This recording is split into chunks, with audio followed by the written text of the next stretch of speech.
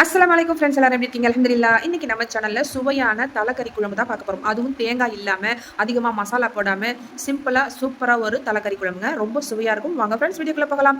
இப்போ நம்ம ஒரு குக்கர் அடுப்புல வச்சுக்கலாம். இதுக்கு தேவையான அளவுக்கு ஆயில் ஊத்திக்கலாம். நம்ம வந்துட்டு 3 சைஸ் மீடியம் சைஸ் வெங்காயம் கட் பண்ணி வச்சிருக்கிறோம். 2 ஆட்டுடைய தலை நம்ம குழம்பு வைக்க போறோம். ஸோ அதுக்காக வெங்காயத்தை உள்ள சேர்த்துட்டு நல்லா வதக்கிக்கலாம் ஃப்ரெண்ட்ஸ். வெங்காயம் ஓரளவு நல்லா வதங்கி எண்ணெய் பிரிஞ்ச பிறகு ஒரே ஒரு பச்சை மிளகாய் உள்ள சேர்த்து வதக்கிக்கலாம். இப்போ 2 டேபிள் ஸ்பூன் அளவுக்கு இஞ்சி பூண்டு பேஸ்ட் உள்ள சேர்த்துக்கிறேன். இதுவும் பச்சை வாசனை போய் எண்ணெய் பிரிஞ்சு வர வரையும் நல்லா வதக்கிக்கலாம்.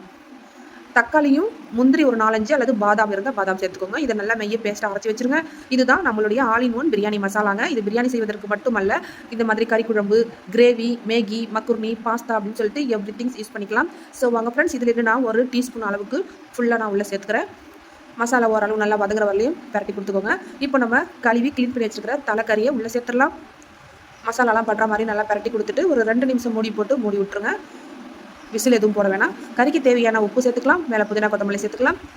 பரட்டி விட்டு மூடி போட்டுடலாம். இப்போ இந்த மசாலா கொஞ்சம் ரெடி பண்ணிக்குவோம். அதாவது நம்ம குழம்புக்கு வந்து தேங்காய் இல்லாத கறியானம் செய்ய போகிறோம் ஃப்ரெண்ட்ஸ். நீங்கள் வேணும்னா தேங்காய் ஆட் பண்ணிக்கலாம்.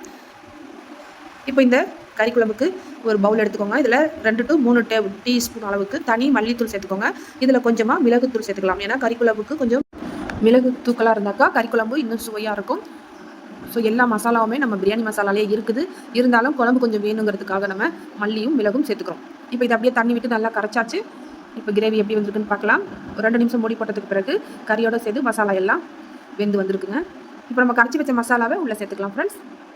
இது கூட குழம்புக்கு தேவையான அளவு தண்ணி விட்டு நல்லா அலசி விட்டுருங்க. நம்ம விசில் போட்டுடலாம்.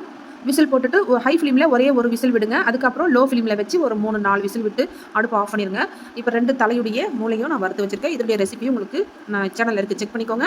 இப்போ சூப்பராக கறி வந்து நல்லா வெந்து வந்துருச்சு. இதுக்கு மேலே ஃபைனலாக நம்ம அரைச்சி வச்ச தக்காளி முந்திரி பேஸ்ட்டை உள்ளே சேர்த்துக்கலாம் ஃப்ரெண்ட்ஸ். அவ்வளோதான். ஒரு கலரி ஒரு 2 நிமிஷம் மூடி போட்டு திறந்தீங்கன்னா சுவையான தலைக்கறி குழம்பு ரெடி ஆகிடுச்சுங்க. அவ்வளோதான். சூப்பரான ஆட்டுக்கறி கறி குழம்பு ரெடி. இது வந்துட்டு ஒயிட் ரைஸ், இடியாப்பம், இட்லி, தோசை, சப்பாத்தி, பூரின்னு எது கூட வேணாலும் வச்சு சாப்பிடலாம். செம்மையாக இருக்குங்க. ஸோ ஒரு வாட்டி ட்ரை பண்ணி பார்த்துட்டு எப்படி வந்துச்சுன்னு மறக்காமல் கமெண்ட் பண்ணிடுங்க. உங்களுக்கு இந்த பிரியாணி மசாலா வேணும்னா டிஸ்கிரிப்ஷனில் நம்பர் தர செக் பண்ணி வாங்கிக்கோங்க ஃப்ரெண்ட்ஸ். வீடியோ பிடிச்சிருந்தா மறக்காமல் லைக் பண்ணிடுங்க. அஸ்ஸலாமு அலைக்கும் வரஹ்மத்துல்லாஹி வபரகாத்துஹு.